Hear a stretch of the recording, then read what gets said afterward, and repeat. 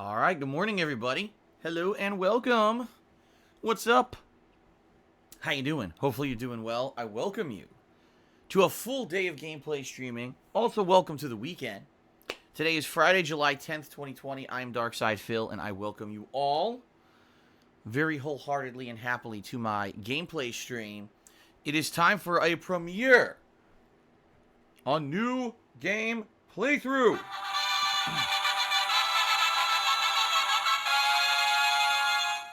Today we are playing a game that maybe shouldn't even exist. It's kind of weird. So, 7 years ago, alright, I started doing direct capture. I had previously to that only done gameplay footage with a camera pointed at my television set, okay? And so, in 2013 when I started doing direct capture and live streaming, I mixed things up a bit, mixed up my formula, mixed up my way that I was making content, and basically started kind of branching out a bit and playing games that maybe normally I wouldn't have played. One of the games during the summer of 2013 that I played that was very different from everything else that I had ever played before was called Deadly Premonition. Now, this was a version that was put out on the PlayStation 3. To my knowledge, I guess there were multiple versions of the game, and this was a version. I'm trying to remember, this version had, I don't know if it had extra content or whatever, but when I basically played this game, it was because the viewers had been screaming for me to play it. They were like, you don't understand, this game's going to be crazy, it's going to be different, it's going to be very, very interesting, you're probably really going to like it.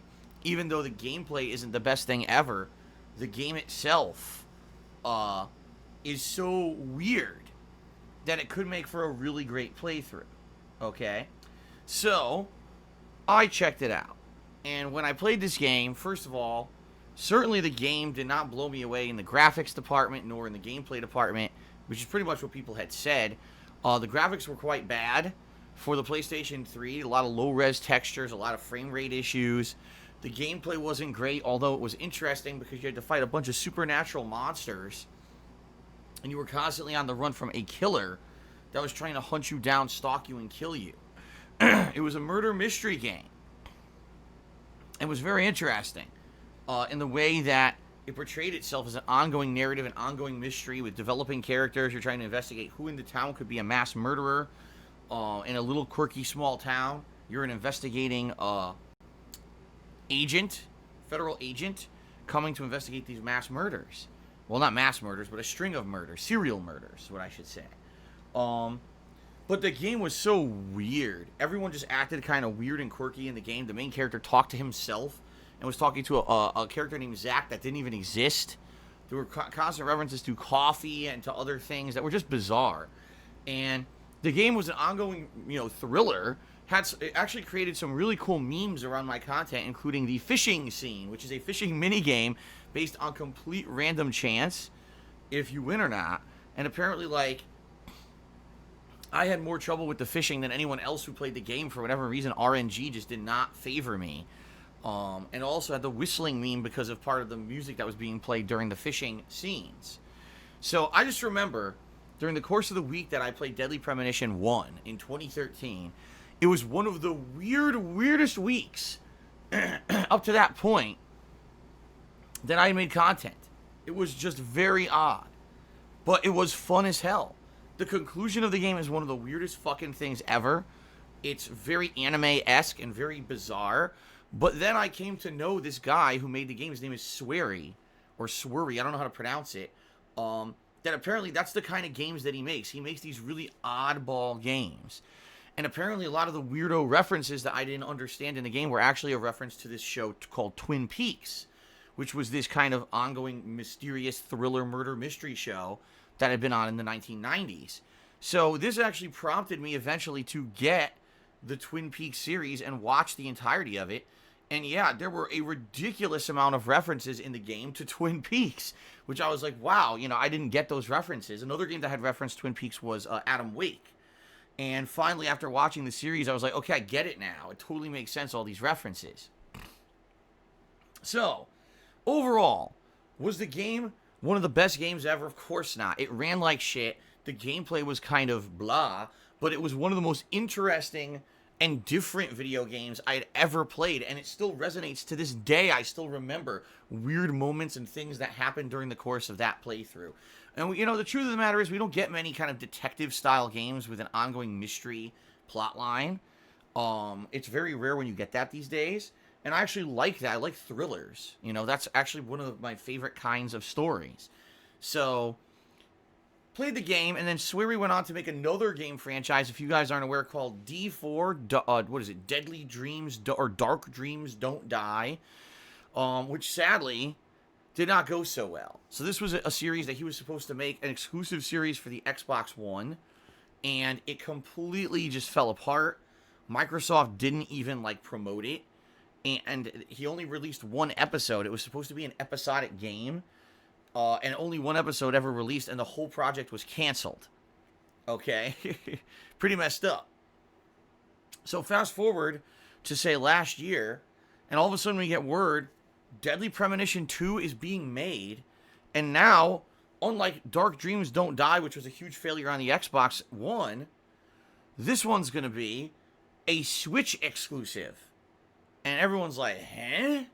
Now, for those, again, who didn't watch my Deadly Premonition 1 playthrough or play the game is very adult-oriented. It's gory. There's people dying, getting murdered. There's blood. There's guts, people hanging from trees, and it's messed up. Like I said, serial murders, and you're investigating these serial murders. There's also horror scenes, monsters coming after you, and a killer, stalking you. So it's definitely not a kid's game.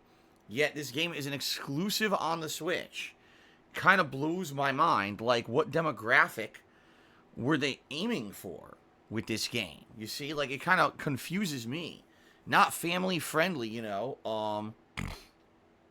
by any means.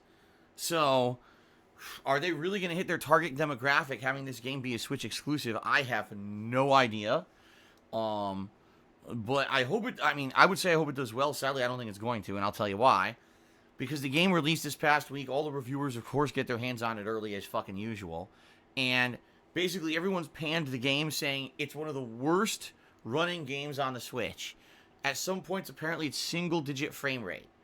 Alright, now, I'm sorry, but first of all, the original game ran like shit on PS3. I remember the frame rate being absolutely terrible on PS3 in many parts of the game, which I was like, man, it's a good thing that the game is quirky enough and interesting enough with the plot that you don't really care about the fact that it runs like shit. You're not looking for a next-gen, you're not looking for a next-gen experience when you play Deadly Premonition 1.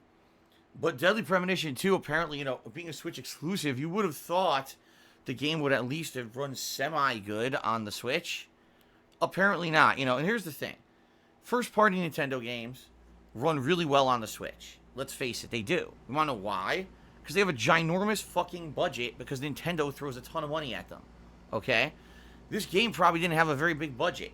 Even though it was published by Nintendo as an exclusive for the Switch, I guarantee you this didn't have anywhere near the budgeting or the staffing of, say, a first-party Nintendo game.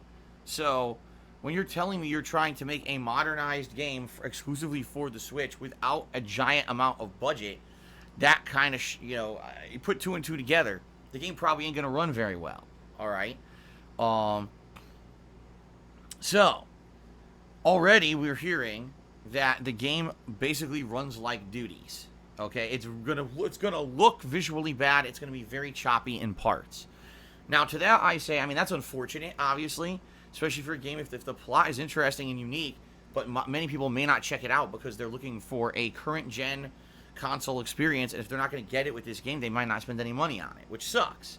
Because it seems like this guy Swery just can constantly get screwed over every game he makes. The last game he made, D4, Dark Dreams Don't Die, or is it Deadly Dreams Don't Die? I don't even remember what it is. But that game failed miserably for having zero promotion from Microsoft, and then the whole project just got dropped with only one episode out of an episodic series being released. So, it makes me feel bad that here we go, here's another project. At least this one's a full-fledged game. It's a direct sequel to his most successful endeavor ever, and apparently already people are shitting all over it because it runs like shit on the Switch. That's really unfortunate in my opinion, okay? But, for me, I actually don't care. I just don't. I am in it for a unique gameplay experience and a unique story. That's what I'm in it for. Deadly Premonition 1, I went in with zero expectations, and I was so surprised at how entertaining the game was, despite the fact that did it have unique gameplay mechanics? I guess you could say yes. Were they great gameplay mechanics? Not really. It really was the game design, the story, that as it unfolded, that actually gripped me. So if anything, if this game is entertaining in the story, that's what I'm looking for. So let's hope for that, okay? Reports are this game is 20 hours long, okay? Now, that's longer than the first Deadly Premonition. If I remember correctly, the first Deadly Premonition was between 12 to 15 hours. So that's good in my opinion if it's entertaining, and I hope it is. I'm going to be playing this game as the major game playthrough of the whole weekend here. And you might be saying, well, why are you going to play it so much? Usually when a new game comes out, you try to balance it with other stuff. Well, very matter-of-factly, the reason that I'm doing this is because next weekend, next Friday, is a giant new release day for the summer. Usually the summer is empty for new releases. This summer is the complete and polar opposite, with tons of new releases because the COVID pandemic basically delayed a bunch of games and screwed release dates up. So next weekend, on Friday, 1 week from today, we've got Ghost of Tsushima on the PlayStation 4 and Paper Mario and the Origami King on the Switch. So we've got two high-profile upcoming games that are coming out that I need to be able to purchase and, play. But here's the thing. If I'm still playing this game, then I'm going to be juggling 3 releases, and that's not good. Plus, people really seem to have liked the chill streams kind of returning. Like this past week, I did 2 streams of Animal Crossing, and people really liked that. And actually, it was funny, because I was talking about maybe not doing a Morrowind stream this weekend, and last night people freaked out. They were like, no, we want Morrowind. What are you doing? We definitely want Morrowind to return. I was like, damn, I guess people really do like the late night chill streams. So, for me, I'm like, if we're gonna have chill streaming return, and the main gameplay streams are gonna be new releases, that's all well and good. But I've got to make major progress in Deadly Premonition 2 this week, and potentially finish the game in time for next Friday, so that way we don't have a lingering playthrough, you see? So what I'm going to do is, this whole weekend, I'm going to play Deadly Premonition 2, starting today, then Saturday, Sunday, Monday. It'll be the main gameplay stream, and if, things go according to plan, I'll be roughly maybe between 13 to 15 hours into the game by the time that we adjourn on Monday, which means maybe 1 to 2 more streams, and we'll wrap it up. In fact, it might be that I actually beat it, just in time for the new releases next Friday. Okay?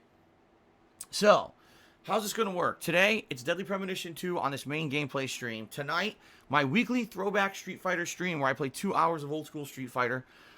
Street Fighter 2, Street Fighter 3, and Street Fighter Alpha 3 online. I love doing this every week, despite the fact that it does cause some rage and lag. I really like playing the classics, so that's fun, and that's tonight. Tomorrow night, it's going to be some Fire Emblem 3 Houses. 2 hours of Fire Emblem 3 Houses on the late stream. Sunday night, it's going to be the return of Morrowind. I'm going to bring back Morrowind as a late night chill stream on Sunday night. And then Monday night, I'm probably going to do more Animal Crossing, is what I'm thinking, because I've really enjoyed playing Animal Crossing as a late night stream. All right. Then I'm off on Tuesday. This coming week, Wednesday and Thursday, I'm going to try to finish up Deadly Premonition 2. So if I need both days, I'll take both days. All right. And then one of those nights, likely like Wednesday night, is probably going to be more Fire Emblem. Okay. And then Thursday night is going to be Throwback Street Fighter. And you might say, wait a minute, what? Throwback Street Fighter is usually on Friday. Why are you going to do it on Thursday of next week? Because Friday's the big new release day, and I want to play both new releases on release day. So a week from today, it's going to be Ghost of Tsushima on the main gameplay stream, and then a late night stream of Mario, Paper Mario, and the Origami King at night. See? And then that weekend likely is going to be a balance between those 2 games. Maybe even alternating order, we'll see. But my goal here is over the next week to finish Deadly Premonition 2. All right, that's my goal. Deadly Premonition 2 during the daytime, and then chill streams at night. Now, if we finish Deadly Premonition 2 earlier than expected, let's say we finish it Monday or Wednesday, that I'm likely going to do a major gameplay stream of Fire Emblem either Wednesday or Thursday. Try to get further into that game. In fact, if you guys haven't been following the Fire Emblem playthrough, it really picked up this last week with the developments of the plot. We had a major character die, and now things are very different, and it seems like the whole tone of the game is shifting to a more darker tone, more serious, ominous tone, which is interesting because up to now it's kind of been like, oh, everyone's at school, and everyone's doing dramatic teenager things, and everyone's training to be a soldier, and now it seems to be shifting to, oh, God, this is serious. One of us have died. Now we really got to get to the bottom of who the villains are, and everyone's like getting really morose about this. So that's actually good. Like, I like that there's a shift in tone, and I'm looking forward to more Fire Emblem, tomorrow night. Pretty cool. So that's the deal for the next coming week. And then, of course, once Ghost of Tsushima and Paper Mario are out, we'll be balancing those, and maybe we'll have some chill. Maybe we'll initially not do the chill streams for that first few days, but then we'll bring back the chill streams as we do them as main gameplay streams during the daytime. We'll see, but that's basically going to carry us into the end of the month, and then at the end of the month, we got the Destroy All Humans remake that I'm going to be checking out as well, but we got to see how far we get in the other games first. Reports are Ghost of Tsushima is insanely long, like 50 hours long, which would be like one of the longest playthroughs I've done in a long time. So, hey, I'm not going to complain. I'm excited for that. If it's a good game, I don't care how long it is. So, excellent. Okay, now a few other things to remind you guys of. First of all, please keep nominating games for the upcoming Viewer's Choice event. All right? The more games you nominate, the better. And if you want to see your game that you're nominating become part of the final poll, please try to convince other people to nominate it as well, because it's the games that get nominated the most that are going to end up in the final poll. Okay? Excuse me. So how do you do it? You can type !Viewer's Choice into the stream chat, or every 15 minutes or so, the link should automatically just generate in the chat here. And FYI, I'm getting a couple questions over the last few days, like how long will that be open and when will the poll begin? I'm going to leave it open for about at least one more week, all right, the nominations, before we make the poll. So maybe we'll say next weekend is when I'll close off the nominations and we'll make the poll and people will start voting, okay? The poll itself, again, will be based on the games that were most nominated and will last probably 1 to 2 weeks. I'll need to keep an eye on it because last time I did a poll, sadly, there were people going in there with bot accounts and completely doing skewed voting, and I had to take care of that, which I did. Thank God I have the ability to see all of that activity on the forums. But yeah, I'm excited to see what you guys vote in because Viewer's Choice has created some of the biggest IP series like Yakuza, Persona, Spyro. I played the whole Spyro trilogy, right? I played Sonic 06. I played Super Mario Sunshine. Just recently, I played a lot of retro platformers like Banjo-Tooie, Donkey Kong 64, SpongeBob Battle for Bikini Bottom. All those were Viewer's Choice playthroughs. So I'm very excited to see what you guys nominate and vote on for the next Viewer's Choice, okay? Now, in addition to that, we have a Tier 2 subscriber goal that's going on right now. If you don't know what that means, it means that for the month of July, we're trying to hit a subscriber goal of 765 concurrent subscribers. If we can do that, the Viewer's Choice event will be expanded to be a double event. What that means is when I actually create the poll and you guys start voting, it'll be not just the winner of the poll, but the top 2 games in the poll that'll become full-on playthroughs here on my streams. And the reason I do that is because a lot of times that we've done these in the past, people became very disappointed and said, oh man, this sucks that I can't really get the game that I want. I worked so hard, I got people to nominate and vote, and it only got second place. And people would be very disheartened if that happened. So last time around, I said, all right, we'll do a dual Viewer's Choice event if we hit a Tier 2 subs goal. We did hit the Tier 2 subs goal, and the 2 games that we got were pretty good. We had Banjo-Tooie as well as Fire Emblem Three Houses, which I'm playing right now. So I'm excited to see what happens with this next event, all right? So please nominate your games, and please consider subscribing to the channel if you're not subbed yet. Subscribing gets you so many different features, including access to over 40 emotes. Yes, that's right. I have over 40 emotes here on the channel, some of the most amount of emotes of any streamer on Twitch. In addition, you get a cool chat crown badge to show that you're a supporter, and you also don't have to watch ads when I take ad breaks. Pretty cool. All right. Also, if you want to support the channel, consider subscribing. Not only yourself, but gifting a few subs. Okay. Thanks to anyone who supports the channel in that way. I appreciate it. Now, also, ladies and gentlemen, another thing to talk about. I've started a new practice. I tried it yesterday. You guys seemed to like it, but it kind of happened way too quickly. So what are we doing? It is the vest streak polls. Allow me to explain. Every day here I have a tip skull on my streams. If I hit the tip skull, I put on a vest. I have 3 different colors of vest that I put on, and you guys seem to like picking it, and you like the fact that it's kind of a running gimmick. I've hit the tip skull for a whopping 176 straight streams and climbing. All right? Now, recently I've just been like, oh, what vest do you guys want to see? And you guys would just spam in the chat, I want the blue, I want the beige, I want the platinum. And I would just pick one based on your responses. But what people have said is, can we get an actual formal poll to do it? So as of yesterday, I started doing this. You guys accumulate channel points, which are called penne points, for watching my streams. All right? And what you're now able to do with those penne points for being a frequent viewer, you are able to vote on a poll of what color vest I will wear that day if we hit the tip skulls. Okay? You can check it out right now. Go into your penne points section on your channels, and you're going to see there's 3 polls. One for the platinum vest, one for the blue, and one for the beige. All right? So if you haven't voted yet and you have penne points, please do. You're going to help control what vest I'm going to wear if and when we hit the tip skull today. All right? Now, I upped the requirement of how many points are needed in order to complete the goal. Here's why.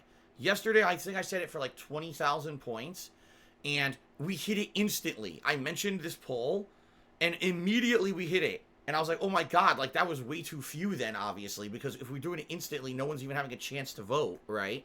Well, today I upped it to 50,000. Now, I don't know. Maybe this is too much. Maybe this is way too much. Maybe, you know what I mean? I don't know. But people have been asking me for a way to use their penne points for a long time now. They say I'm a frequent viewer. I've got like hundreds of thousands of penne points stored up. How can I use them? Well, this is a way. Every day I'm going to try to set this up, and you guys can use them. All right? So, right now, the poll is going. We're at 37% for the platinum vest, and each blue and beige each are at 20%. But it's still anyone's game. And again, if you have a lot of penne points stored up, this is a great way to use them and make your voice known to see what color vest you want to see if we hit the tip skull today. Okay? Speaking of which, guys, all right, the tip skull. My God, guys, last night was wild. So last night I'm streaming Animal Crossing, all right? We're having fun. We're having a chill time. Everything's good. But basically, the contributions, were very slow. We weren't really anywhere near hitting the tip skull. And we were probably 30 minutes till the end of the stream. And we were only at like $25 or something like that. And I said, well, I guess this is it. I guess this is the end of the vest streak. What can you do? And people were screaming, oh, you got to tweet about this. You got to do this and this. And I told people, I'm not going to do that. That's not the point of my streams. I'm just going to relax and we're going to have fun. And if it doesn't get hit, it doesn't get hit and it comes to an end. What can you do, right? What I've been saying all along, right? So, basically it came down to the nitty gritty. Like, I'm not going to lie. It was probably the last 10 minutes, maybe even the last 7 minutes. All of a sudden, many people came up and contributed. One person, Beast Bod, gave $65. Boom.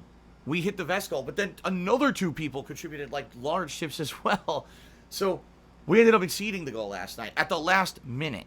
All right? Now, I'm happy for that, obviously. But sadly, what ended up happening was at the end of the stream, the entire last half hour of last night's stream was about the vest and the tip skull. And I've been telling you guys, as much as I appreciate the support, I mean, thank you so much for the support. I don't like having my entire streams be overrun by this. All right? So what I will say is this. First of all, thank you for 4 months of support where we kept continuously hitting the tip skull and the vest is being worn and the streak continues. The positivity is overwhelming. You guys are obviously really enjoying my streams and my content. That's why you're supporting it.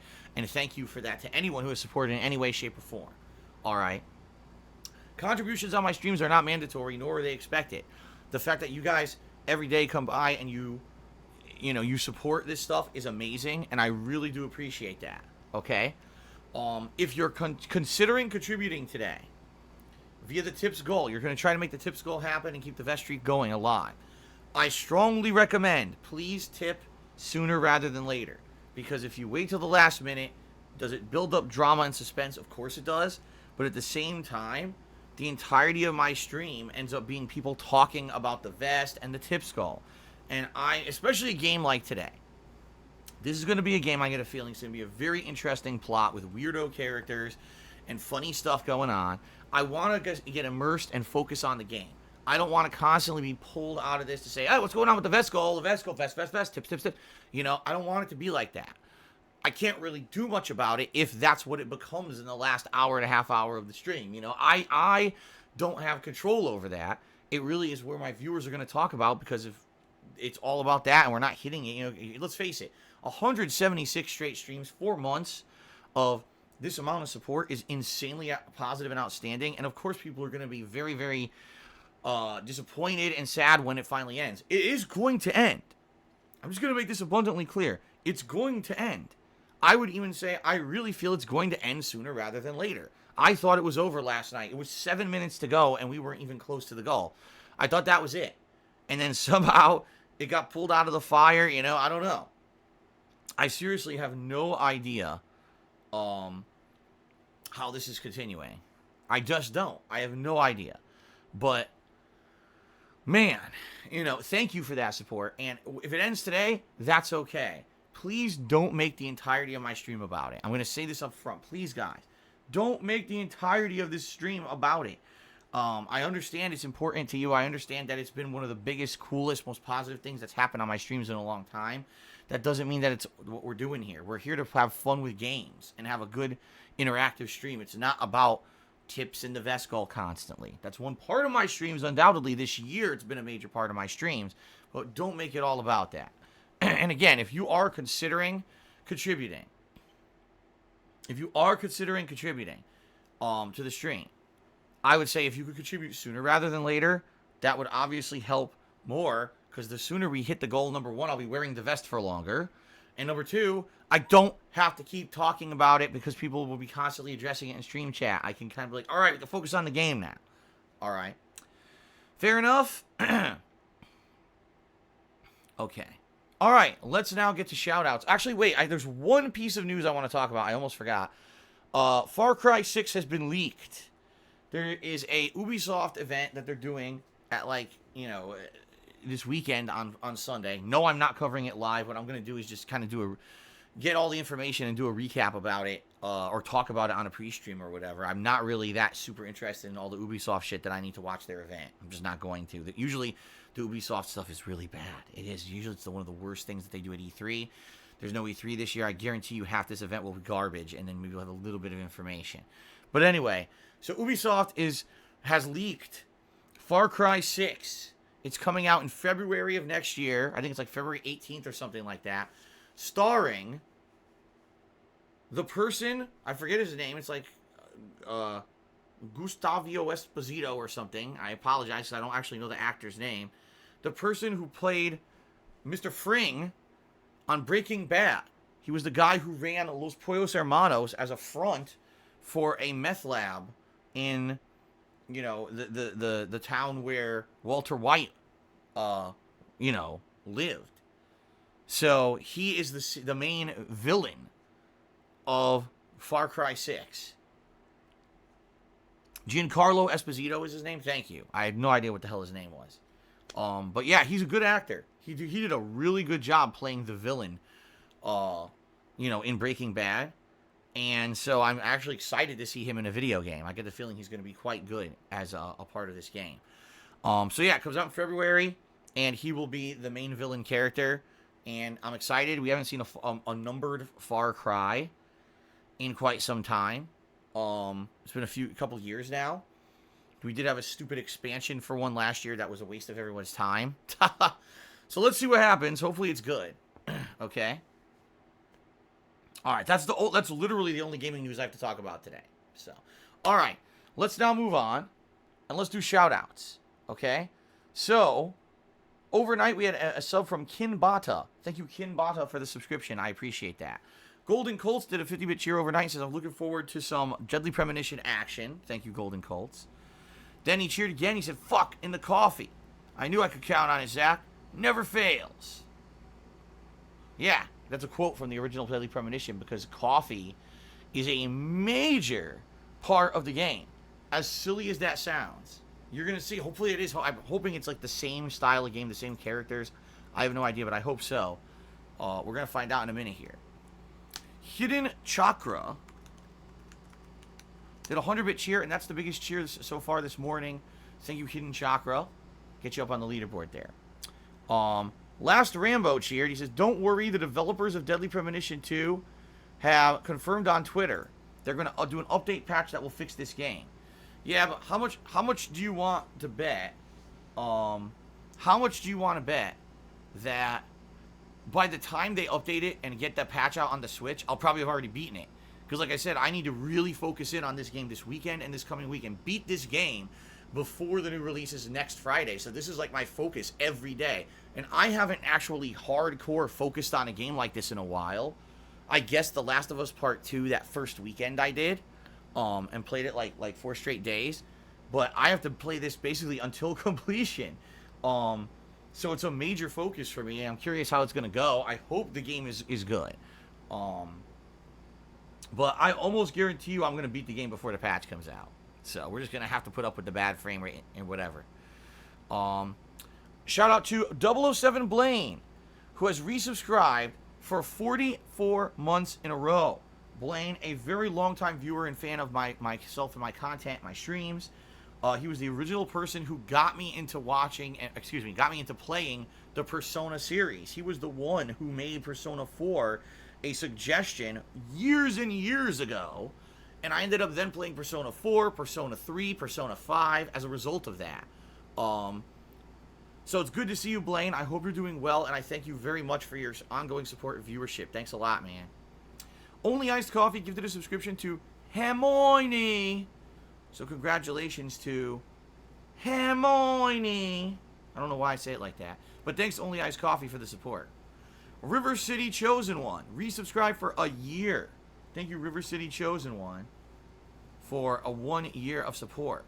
Only Iced Coffee also gifted a sub to Baby in the Chat. Congratulations to the Baby in the Chat. Enjoy that sub. And thank you again, Only Iced Coffee, for the support. The Last Rambo cheer, he says, how about a tier 3 sub goal for a third nominated game? Well, Last Rambo, I don't announce another goal until we reach the current one. So let's say we hit the tier 2 sub goal very soon, within the next few days or week, and it seems like we got the rest of the month and nothing's going on. If people really want a tier 3 subs goal, yeah, I would give it a shot. But we've never hit a tier 3 subs goal to my knowledge. Actually, I might be wrong about that. But, we take it step by step. Why set up a third level subs goal before we've hit the second, right? So we'll take it one step at a time. Okay. Rim Logger has resubscribed for 9 months in a row, 25 total. Thank you, Rim Logger, for the support. He says, Phil, quick question. Can you do vlogs of your daily life around Renton? No, absolutely not. As I said many times, I don't do that anymore. There was a time when I thought it was cool to make a variety of content, and I would do vlogging when I went around to tournaments, when I went around to game stores, when I went to conventions, all kinds of stuff I would vlog. I would vlog around my house, right? I've completely stopped doing that because sadly there's a group of very, very disturbed individuals who are obsessive about me, and they take every little bit of information I put on the internet and try to use it against me in a very disgusting and negative way because they're obsessed with hurting me for whatever reason. They really don't have any logical justification for it besides they're just fucking nuts. Although they have this weird cultish mentality of trying to fool themselves into thinking that doing these kind of underhanded, disgusting things is actually justified, when in reality, any person with a logical mind looks at this and says, wow, those people are fucking nuts. So I can't do it anymore. You know, the more information that I put out there, the more can be used against me. And there's nothing I can do about it. So therefore, I stopped doing any kind of stuff like that, and I'm not going to resume doing any stuff like that. I'm sorry, Rim Logger. As much as I enjoyed doing it for the years that I did it, I found in the last 3 years when I completely stopped doing it, that level of harassment basically cut down huge, and I'm able to have a nice private life with my family and not be constantly harassed by a bunch of fucking mentally ill people constantly, even though they still try to fuck with me as much as they can. I mean, they publicly posted about it every fucking day. It's public evidence of the shit that they do. You know, I try to avoid any kind of drama as much as possible by not putting stuff out there, and it's worked. So, Atlas Telemon did a 50-bit cheer. He says, from Forever Quest Ridicule to 82 installments of Ask the King. That's pretty cool. How do you feel about yesterday's Ask the King and how it went? I'll be honest, I thought it was all right. I don't think it was the best Ask the King. I certainly don't think it was the worst Ask the King. There were some pretty decent questions that were asked, and we got some good discussion based off of those questions. At the same time, as I told you guys, I really feel that Ask the King, basically people aren't really asking many questions anymore, because every day I do an interactive stream where basically you guys ask questions and I answer them, like right now. And therefore, I don't really know, you know, how pertinent Ask the King really is in the modern day of my content creation. It really seems to me that maybe it's not so pertinent, okay? But you guys seem to want to keep it going. The next episode is going to be in early September. So I hope you guys will post up questions. The thread is already there on the forums for you guys to post. And so if you want to post up questions and have another episode happen, please by all means do. Okay? Thank you for the cheers, sir. Retro Jim did 100-bit cheers. Says Deadly Premonition 2 is greatly exceeding my expectations. It's hilarious characters and a great experience so far. I'm glad to hear that. Because like I said, Retro Jim, the first game ran like shit on PlayStation 3. So as long as this game is entertaining in the plot department and the story, you know what I mean? Like the story and the character, that's what I'm looking for. An entertaining game. Even if it's like the game runs like duty. At least if I'm having fun with everything else, I think it'll be alright. Because that's not what I'm playing it for. I'm not expecting a next-gen gameplay experience. I'm not expecting anything like that. I just want to have a great time with the story. So I hope that will happen. ATS318 did a 150-bit cheer, biggest cheer of the day. He says, man, I'm really hoping Ghost of Tsushima will be a Game of the Year worthy. People say it's heavily inspired by Assassin's Creed and Breath of the Wild. Alright, I guess we're going to find out. I've been staying away from any early information about the game. I know there's tons of people out there talking about the game already. I guess there's a review embargo up until like sometime this coming week. So there's been no official reviews released yet. But I don't know. I guess we'll see. I am hoping for the best. I really want this game to be good. I'm really looking for a Game of the Year contender. So I guess we'll find out. Thank you, ATS, for the biggest cheer of the day, by the way. I got you up on the leaderboard there. This is hilarious. DSP and Wing Street, I saw someone on Twitter accuse you of running a cult. Why do you think people accuse you of running a cult? Do you think any of it is true? Obviously, the answer is no. I'm a live streamer who puts out entertaining and fun content on a daily basis. Now, I have a viewership that has been with me for a long time because I've been around the block. I've been doing this since 2008, so I have a lot of long-time viewers who are very dedicated and very much want to see me continue to succeed. At the same time, I pick up new viewers and new followers every day because I'm a constant creator. I make a ridiculous amount of content compared to many other people. I'm making, tons of content, way more than they are. And people like that and appreciate that. I've been told many times during the pandemic, thank you so much for being a consistent content creator because you're something consistent in our lives when everything else has been very skewed and screwed up. You've been there for us to entertain us every day. And I just say, you're welcome. That's what I'm here for, right? But no, the other thing is there's definitely a dedicated group of people who are here for the opposite reason. They're not here to enjoy. They're here to deride. They're here to laugh at me and my content. They maybe think I'm a joke. But they're fans too. They're just fans for a different reason. You see what I mean? There's no cult here. It's people who legitimately enjoy watching me for various different reasons, and that's because they find entertainment value in what I'm doing. They don't find me as some kind of a leader who's giving them guidance and a life guru who thinks I know better than everyone else. No one's looking to me to be their moral compass or anything like that. It's nothing like that, okay? If anything, sadly, it's the opposite. It's the people who just sit there on the internet shitting on me all day. They're the ones who are propagating this big cult-like mentality of hatred against DSP is the cool thing to do, man. We all gotta hate on him for various reasons, and no matter what, no matter how he changes for the better, or how he's grown as an individual, or how his content has changed or improved over the years, it's never good enough. He's always the villain, and keep hating on him, man. That's the cult mentality. It's the complete opposite of what they like to propagate. Okay? So that's my take on it anyway. Actual Brother resubscribed for 4 months. Thank you, Actual Brother, for the support. Now DSP and Wing Series says, any update on the PayPal chargebacks? None. I basically got several of these. I think at this point it was about 3 weeks ago. And they are just frozen. There's been zero update. Basically, when I got those chargebacks, I contacted PayPal. I provided all the information from this guy. I said, look, this is a guy who contributed over a course of like 8 months. There's no way that this guy has a stolen credit card, because someone would have noticed within 8 months that someone was constantly using that credit card to tip a stream without the authorization of the person who owns the card. That's bullshit. It would have been one thing if this was like, oh, you know, it happened once. This guy's been doing it for 8 months. There's habitual history of this guy doing these tips, and now the fact that he's trying to charge them back is hilariously fraudulent. I even provided all of this guy's comments that he ever left on my stream, including insanely disgusting things, saying that he was standing outside of a Trader Joe's naked to protest wearing a mask during the COVID-19 outbreak. Like, really disgusting, stupid shit that he said on my streams. I gave them all of this information, so they have all of it. Now, it's been 3 weeks. You know what that tells me?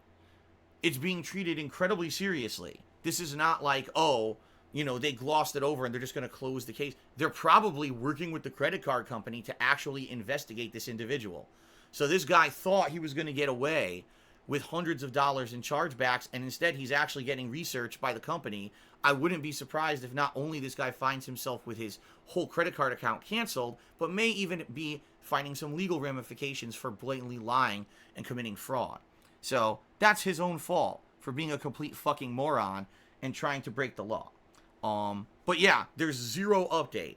There's been absolutely zero update at all. It's just frozen. Like, once I put in my information and said, here's the evidence of everything, I've had no update in like 3 weeks. So,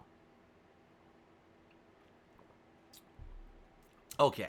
Last Rambo Cheers. If people did ask questions on the forum, you seem to skip some, even if they're not trolling, such as mine. When I do Ask the King, I pick the questions that I feel, number one, I can answer to the best ability. And number two, are pertinent to maybe things that we're doing or questions that aren't asked frequently. I'll be honest, half the questions that I get asked are things that I get asked every day on stream and I answer already, and there's no reason for me to talk about it again on Ask the King. Or some people ask me stuff that maybe I'm not interested in or I just don't have good answers for, so why on earth would I choose those as questions for the show? You see, I'm trying to put on an entertaining, informed show. I don't want to just talk out of my butt and have no information or knowledge or just basically not be interested in what I'm talking about, and the next thing you know, it's just boring or a crappy answer. Please understand that. If I don't answer your question on Ask the King, it's probably not anything to do with you. It's probably to do more with me and my ability to make entertaining content out of it. And don't take offense if I don't answer your question. I can tell you out of the 10 years I've been doing Ask the King, probably thousands of questions have been asked and not answered. There's nothing you can do about it, all right? Don't take it personally. But also don't take that as a reason why you shouldn't ask a question on the next show. But I'll say this too. If you don't get your question answered, don't repost the same question 10 times. I don't understand why people think that, okay, Phil didn't answer my question in February. Then he didn't answer my question in May. Then he didn't answer my question on the July Ask the King. Let me repost the same question a fourth time. Maybe you should move on. Perhaps I'm just not going to answer that question. Even as much of a burning question as it is for you, perhaps you should actually ask a different question. Okay? All right. Treeborn Frog tipped me $5. The first tip of the day.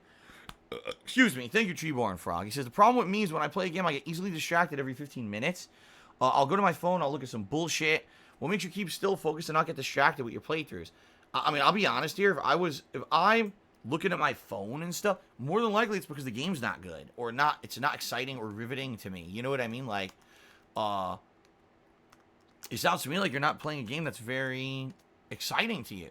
Because if you're playing a game that's good, you're not going to want to constantly be looking around for methods of distraction or whatever. You know, if I'm playing a game that's good, I'm into it, man. You know, if it's intense or there's something cool going on with the plot, I want to keep going. I don't want to be looking all around. Now, I'm a live streamer. That means I need to react to what my audience is doing on a momentary basis. cheers, subs, tips coming in, people tagging me in the stream chat and saying stuff. I also need to take a look at my stream and make sure my stream's running properly. So I've got way more distractions than the common gamer who's just playing a game for themselves. And I do have to pay attention to all of those distractions. For me, it's actually tough to stay focused on a game because I have to do and juggle all those things while I'm playing the game.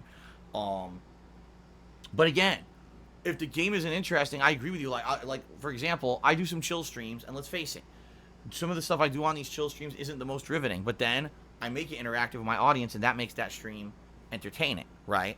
But if you're just sitting there playing a game by yourself and you're constantly doing other stuff, that tells me the game isn't your cup of tea, man. Like, you got to find a game that's interesting enough to you that you want to get immersed in it, and you're not distracted by things every 10 seconds. By the way, should be said, if you're going to immerse yourself in a game, turn off the distractions. Turn off your phone or mute your phone. You know, make it so that you only have necessary distractions for emergencies, but you can actually get immersed in a game. What's the point of playing a survival horror game if you've got 5 people in the background of your house talking, distracting you, your phone's fucking ringing? You know what I mean? Like, what? You're not into the game then. You see what I mean? You got to kind of set the tone so that when you're playing the game, you're getting what you're looking for. Gotcha? Got it? All right. VG Stuff Cheered, he says, do you think the game runs like shit on the Switch on purpose? A week ago, the director said he had no intention of ever patching the frame rate. After media backlash, he's changed his mind and freed the copy pasta. The copy pasta will not be freed. The copy pasta will be caged forever. But I have no idea. I don't know anything about the creator saying, I'm not going to patch it, and then he patched it. If anything, again, as I said, when you're developing a game for a console like the Switch and you've got like no budget or limited budget versus a first-party title, I'm not shocked the game doesn't run well. You know what I mean? Like, this is not shocking to me in any way, shape, or form that the game does not run very well.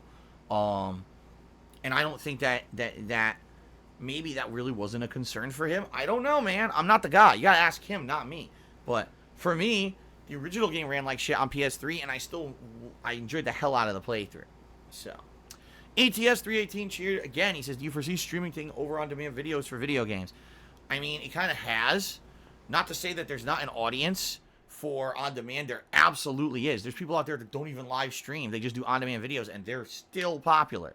But the whole live streaming thing, the interaction, having an organic connection and live connection with your audience is just, it's more modern in my opinion. That's the future of content creation. For people who want to just play video games and do this kind of stuff, that's the future. That's where it's gone, and that's where it's going to stay. It's going to be very tough for someone who doesn't have an interactive audience to just do what I do, okay? To just make offline gameplay videos, that's like old school shit. And yeah, like I said, are there people who are very successful at doing it? Yeah. I'm pretty sure probably the fucking Rad Brad is probably still insanely popular for just making these gameplay videos, even though the guy doesn't really do anything but just fucking make offline gameplay videos. I almost guarantee you the guy still has an insane following. And they will continue to be successful like that, right? But live streaming is really where it's at this point, okay? Orion Rogue is resubscribed for 9 months in a row, 27 total. This is good afternoon, DSP. New IP? No, not a new intellectual property at all. This is an ongoing one. An ongoing property, although, like I said, the last one I played 7 years ago, so it's been quite a while since the first game came out. Angelo Bestia, Timmy, $6, biggest tip of the day. Thank you, Angelo. He says, you're actually pretty cool, you're actually pretty good at engaging with your stream chat. I follow other streamers with smaller audiences. They just ignore half their viewers, which is really ungrateful to me. I wouldn't say ungrateful, man. What I would say is they probably just aren't. Maybe they haven't done it as long as me. Maybe they just haven't gotten as good at it as I have.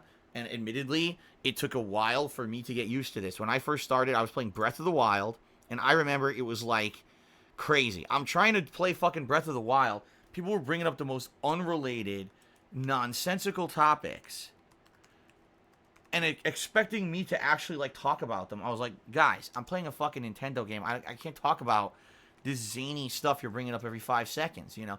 And some people would probably tend to, if they see that, they ignore it, right? I've tried to learn and do my best in the last 3+ years. Actually, at this point, it's been almost 3.5 years where I've been an interactive streamer to find a way to balance everything nicely. If it's a topic that I feel I can add to or give it an intelligent answer, I will.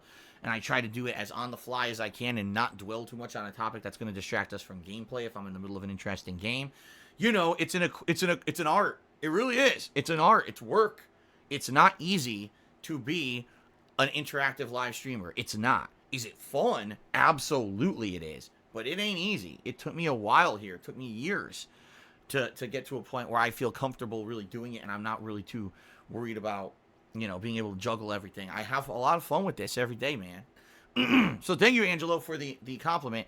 I would say don't take a smaller streamer and hold it against them if they're not addressing all their viewers or whatever. You know, everyone's learning, and it might just be that person is trying to get better, or maybe they do feel that a lot of the things that people are talking about are off topic and are going to distract them from the game.